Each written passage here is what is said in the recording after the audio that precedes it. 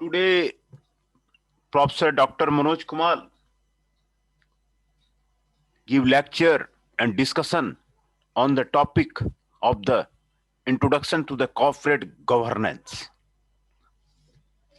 This comes under the syllabus of the strategic management of the different management courses. Corporate governance and understanding global landmarks in the emergence of the corporate governance. Development in the US, development in the UK, Corporate Governance Committee, World Bank on the Corporate Governance, OECD Principle, Sarbanes-Oxley Act 2002, Corporate Governance History in India, CI Code, Kumar Mangalam Birla Committee, and Clause 49, Naresh Chandra Committee, Narayana Murthy Committee, Corporate Governance, Recent Development in India, CII Task Force on the Corporate Governance 2009, Corporate Governance Voluntary Guidelines 2009. Corporate Governance and Understanding. Before delving further on the subject, it is important to define the concept of the corporate governance. The vast amount of the literature available on the subject ensures that there exists innumerable definition of the corporate governance. To get a fair view on the subject, it would be prudent to give a narrow as well as a broad definition of the corporate governance. In narrow sense, corporate governance involves a set of relationships among the company's management, its board of the director, its shareholder, its auditors, and other stakeholders.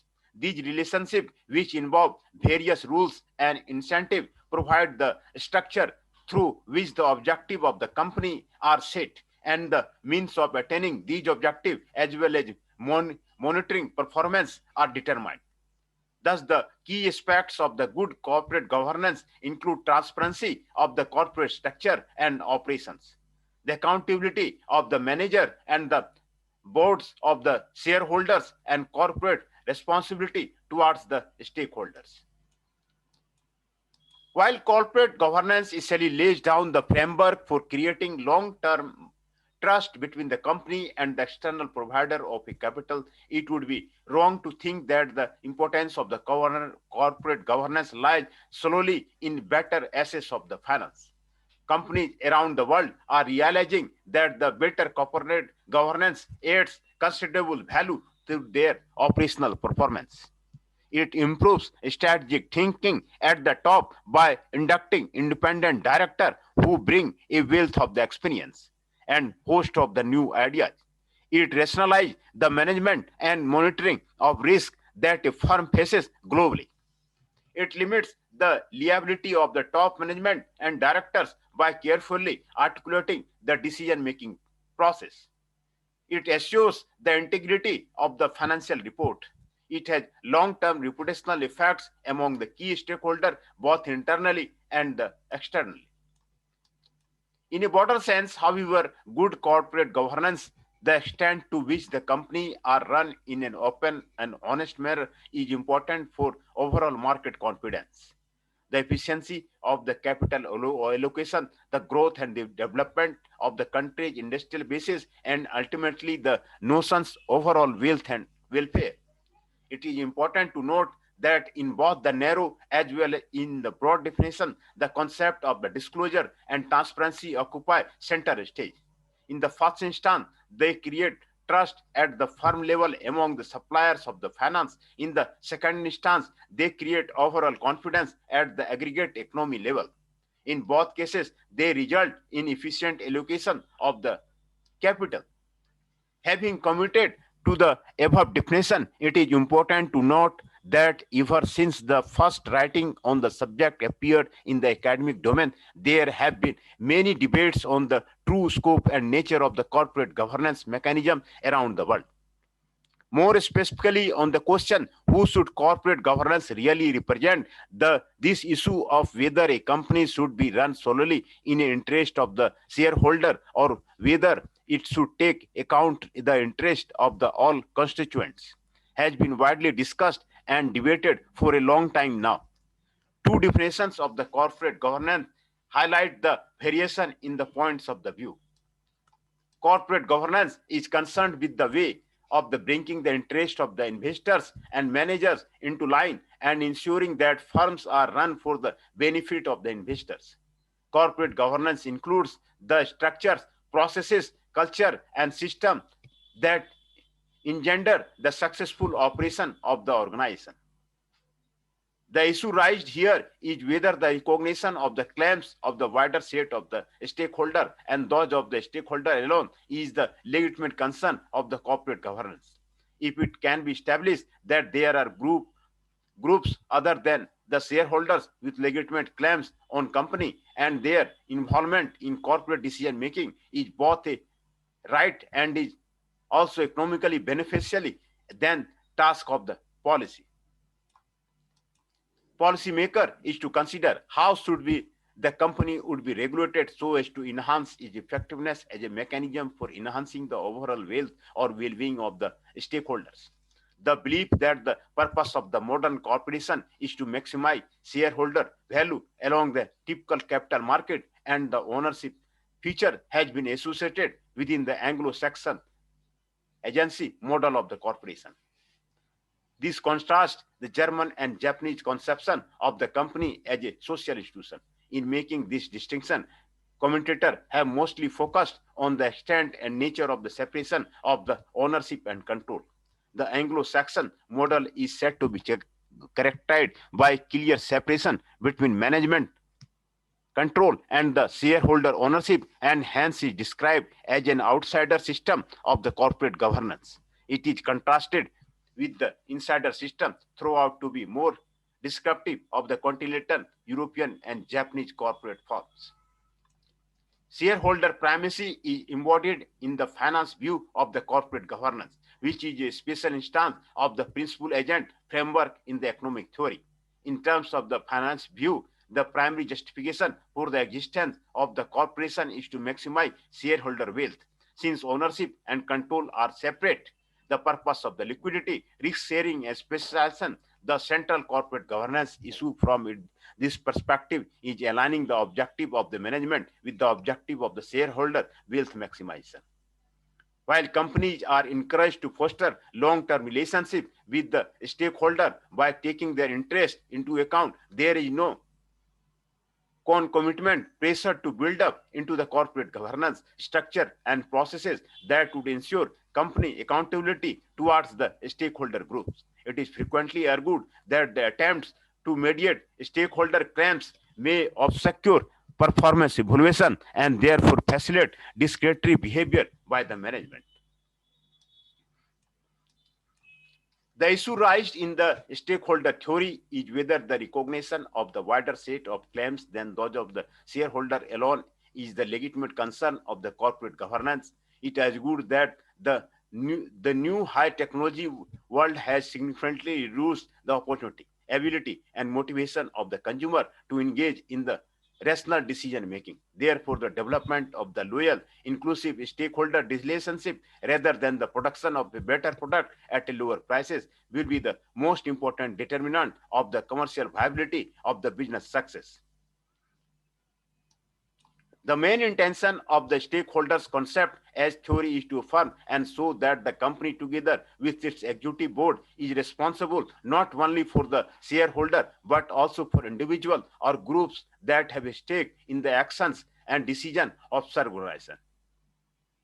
Concerning the concept of the company, the theory implies understanding the company as a social institution that confirms a plural project in which the distinct group with the right and demands take part.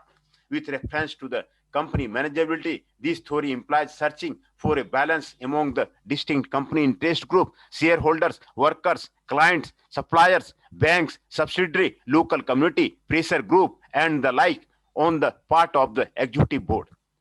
Furthermore, the executive board should also look for the participation of those individuals and groups either directly or by means of the representative that are somewhere linked to the organization aims. Global landmarks in the emergence of the corporate governance. There are several frauds and scams in the corporate history of the world. It has felt that the system for regulation is not satisfactory, and it was felt that it is needed to substantial external regulation. These regulations would penalize the wrongdoers, while those who abide by the rules and regulations should be rewarded by the market forces.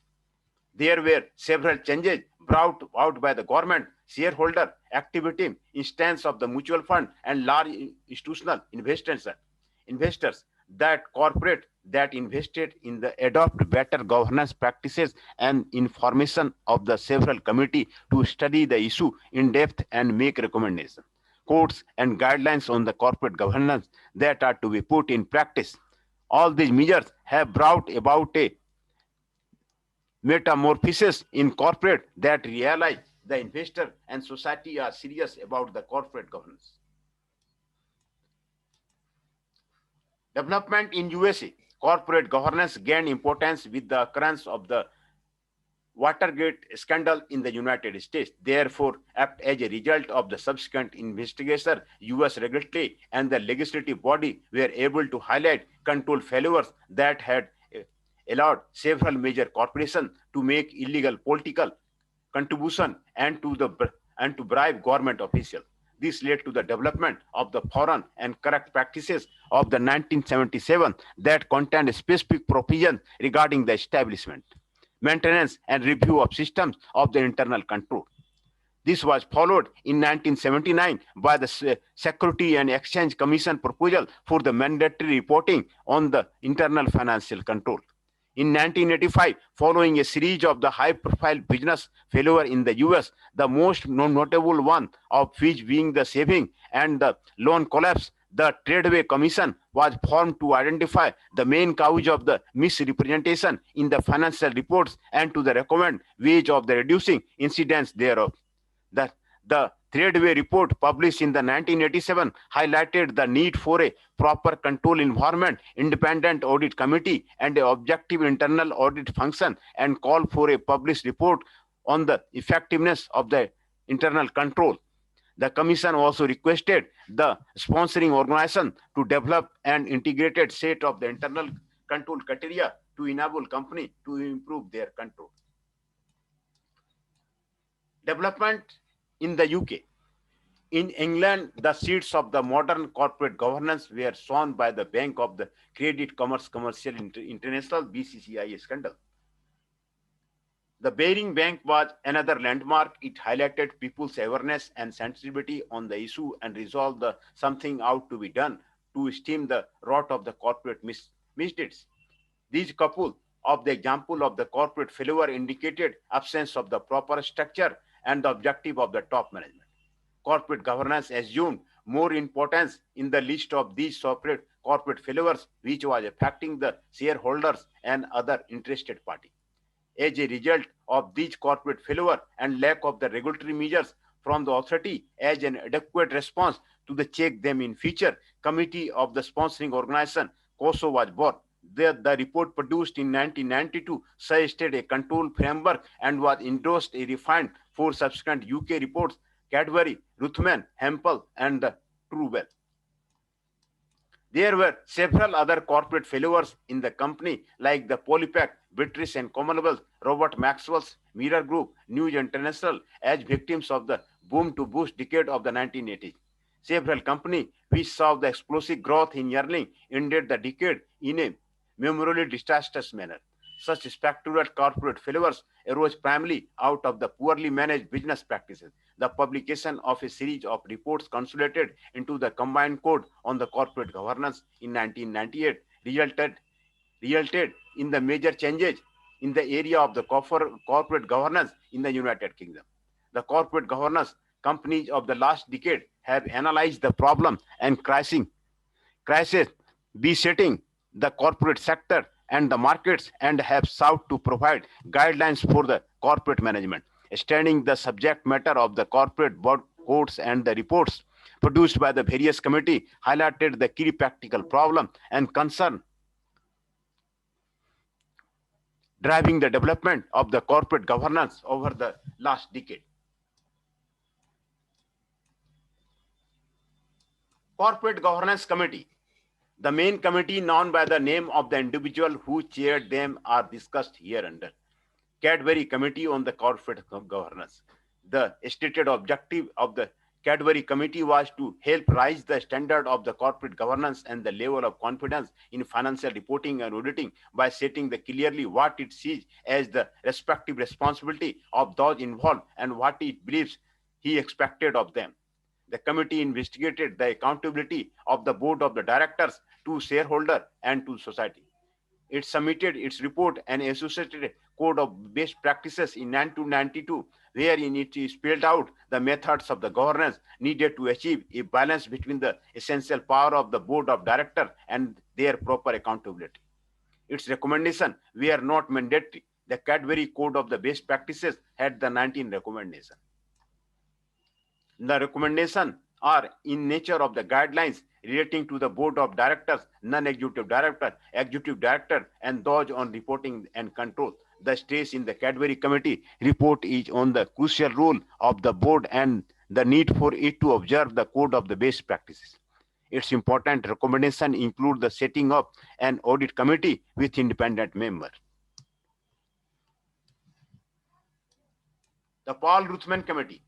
The committee was constituted later to deal with the said controversial point. The Cadbury report is watered down the proposal on the grounds of the practicality. It restricted the reporting requirement to the internal financial control only as against the effectiveness of the company system of the internal control as stipulated by the code of the best practices contained in the Cadbury report.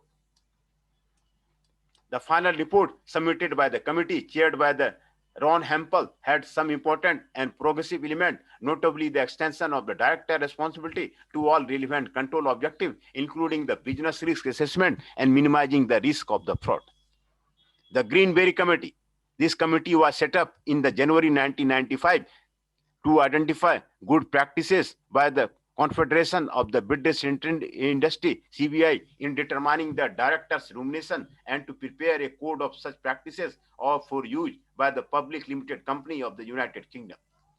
The committee aimed to provide an answer to the general concern about the accountability by the proper allocation of responsibility for determining the director's remuneration, the proper reporting of the stakeholder, and greater transparency in the process. The committee produced the Greenberry Code of the Best Practices, which were divided into the 4 sections: Remuneration Committee, Disclosure, Remuneration Policy, and Service Contract, and the Compensation.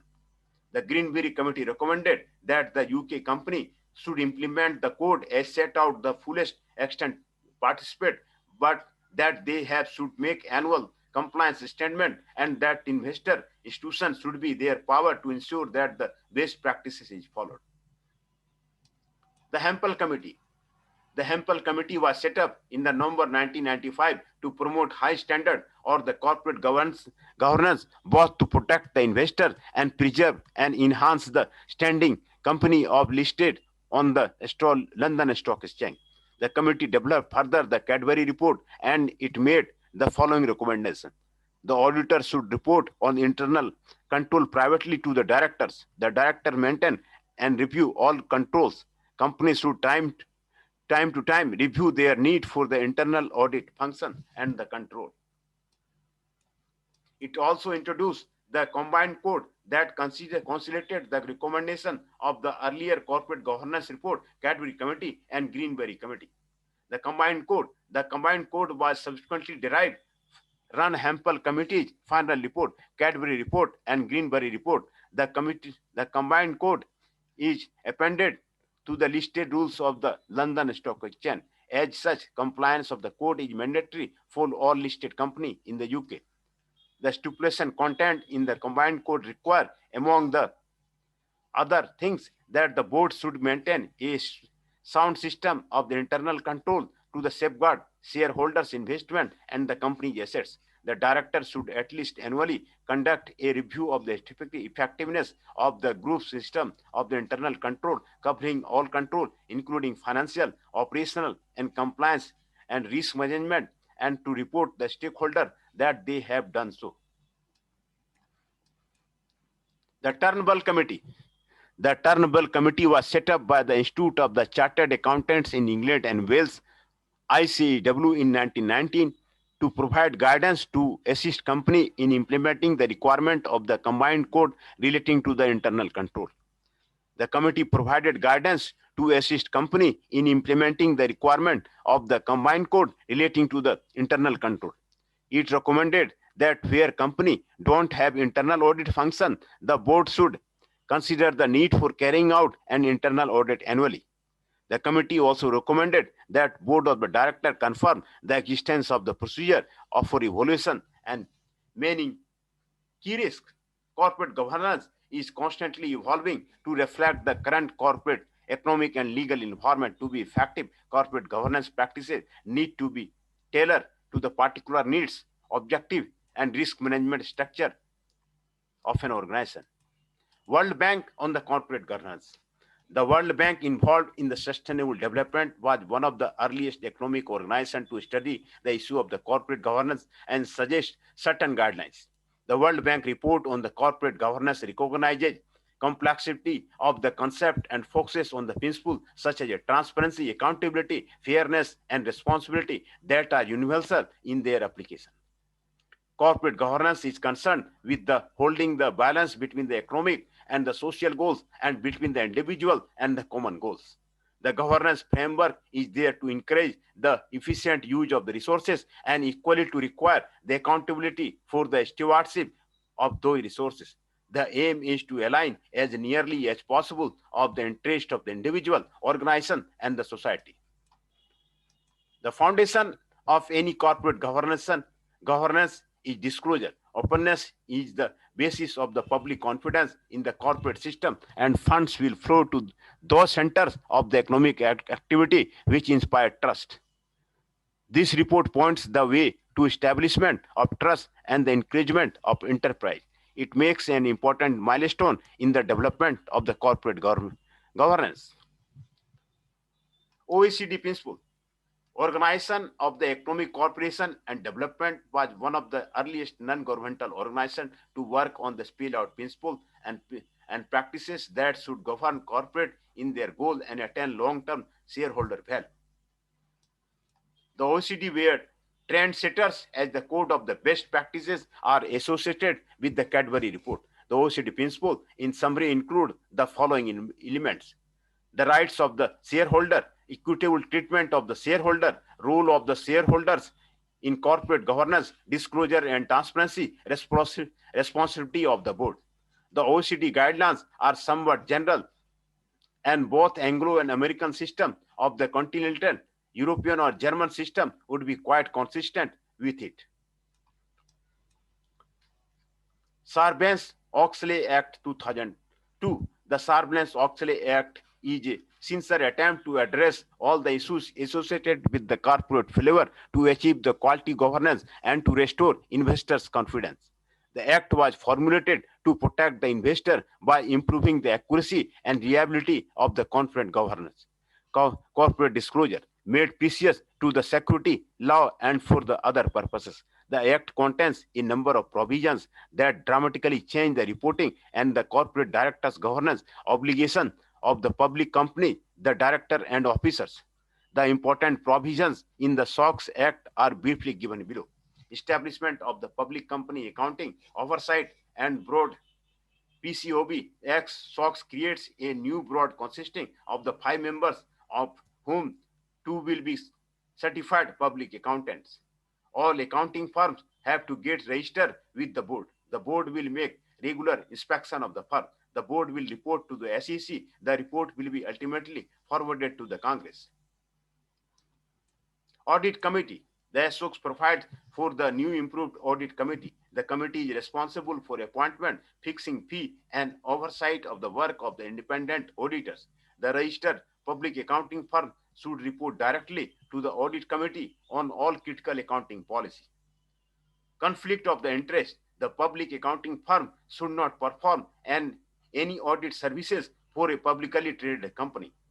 Audit partner rotation. The Act provides for a mandatory rotation of the lead audit or coordinating the partner and the partner reviewing audit once every 5 years. improper influence on the conduct of the audit. According to Act, it is unlawful for any executive or director of the firm to take any action to the fraudulently influence, coerce, or manipulate an audit. Provision of the non-audit services. Under SOX, auditors are prohibited from providing non-audit services concurrently with audit financial review services. CEO and CFOs are required to affirm the financial. CEO and CFO are required to certify the reports filed with the Security and Exchange Commission. Loans to director. The Act prohibits U.S. and foreign companies with security traded within the U.S. from the making or arranging from the third party and type of the personal loan to directors. The attorney dealing with the publicly traded company are required to report evidence of material violation of security law or breach of the fiduciary duty or similar violation by the company or any agent of the company to the chief counsel or the CEO, and if CEO does not respond, then to the audit committee or the board of directors. Security analysis. The SOX has proven under the which brokers and dealers of the security should not be retaliate or threatened to retaliate on analyzed implied by the broker or dealer of any adverse, negative, or the unfavorable research report on a public company. The Act further provides for the disclosure of the conflict of interest by the security analysts and the brokers or the dealers. Penalty. The penalty are prescribed under SOX Act for any of the wrongdoing. The penalty are the very steep.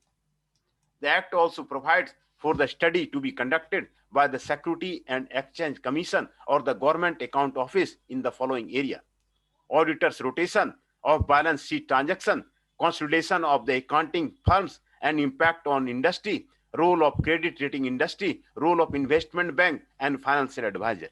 The most important aspect of the SOX is that it makes it clear that the company's senior officers are accountable and responsible for the corporate culture they create and must be faithful to the same rules that set out for the other employee.